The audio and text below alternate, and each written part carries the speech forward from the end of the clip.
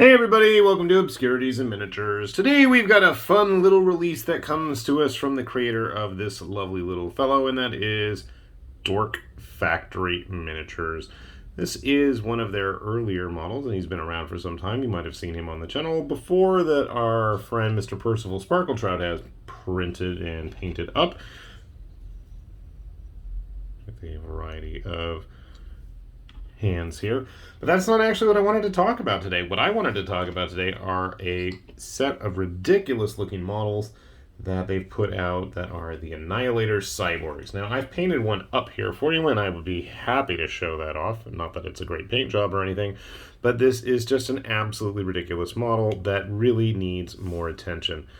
For those of you Chaos type players, I'm thinking this is a perfect obliterator. So while mine is painted, he's on a 40mm base there with his little clawed and handed buddies there. What he looks like when you print one is a lot like this. Now you have an option of having a belly cannon or not. These guys are in the way right now, so we'll get them out of the way.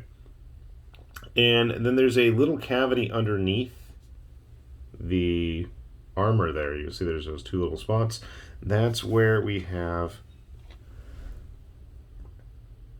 these fun little skulls with guns in their jaws and a whole set of extra cannons. You can see them right here. That's what these are. Slot in really nicely. And then while my version here has a whole pile of guns on each arm, that's one option. There is also an option for missile racks. They almost look like stolen Tau weapons. So we'll be putting those on. While there's also these optional head appendages that you can glue on the back that are optional, we have a regular head. We have a regular head with a gun inside of its mouth. And then we also have, skewing the entire head, just a whole bunch of sensor arrays. And I really love that there is a bullhorn one. A bullhorn and a sensor suite. Fun stuff. Obviously this needs to be cleaned up a little bit, but I'm going to let Sparkletrout give that one a shot. But that is not the piece de resistance. No, oh no. While making those, Dork Factory went above and beyond and came up with a model that could only be titled the Gunfather. Now there is a method to this madness here. This absolute monstrosity really does have, there's a lot going on here for sure. Obviously we've got giant heads everywhere. We've got a little bit of everything from the options of the Annihilator Cyborgs. He's got double missile launchers there, both of the various arms. We've got the sensor array. We've got a nice little skull floating inside of a reliquary there, as well as the video camera, bullhorn sensors and all that. Actual full-on heads this time with guns inside. This is actually another optional head that is available if you want for the smaller versions.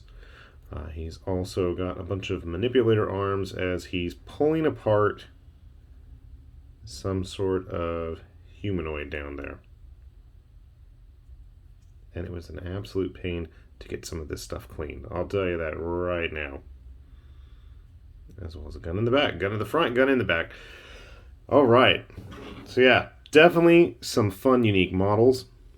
And if you haven't ever had a chance to check out Dork Factory stuff, obviously a lot of it is intended for 40K use, but my personal thought is this stuff's going in 5 parsecs. I think there's a lot of fun stuff here. I believe these were his android agents.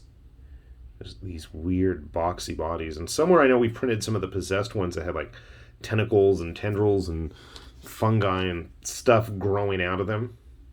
That was fun. I know I need to print some more of these. Sparkletrout wants some with more of the reverse jointed legs. But honestly, in addition to all this, they've had a couple of different modular sets of, infantry type models, demon type models.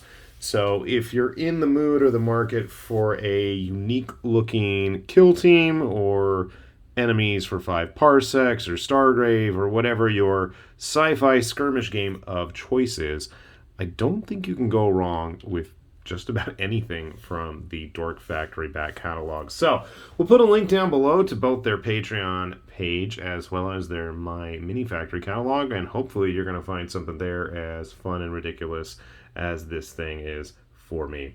So, with that said, this has been High Lord Tamberlane with Obscurities and Miniatures, saying thanks for watching, and we will see you back here soon. Bye-bye.